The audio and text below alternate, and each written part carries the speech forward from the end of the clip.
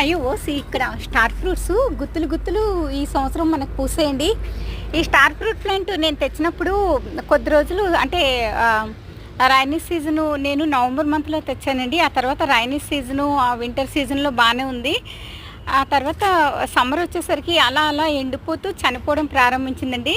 మొత్తం ప్లాంట్ అంతా చనిపోయిందండి. లాస్ట్ అక్కడ చిన్న స్టెమ్ ఉంటే దాన్ని తీసేసి ఇక్కడ చనిపోయేటట్టుంది, చిన్న స్టెమ్ పచ్చిగా ఉంది కదని చెప్పి నేను తీసి రూట్స్ క్లీన్ చేసి ఆ ప్లాంట్ని వేరే కుండీలో వేసానండి.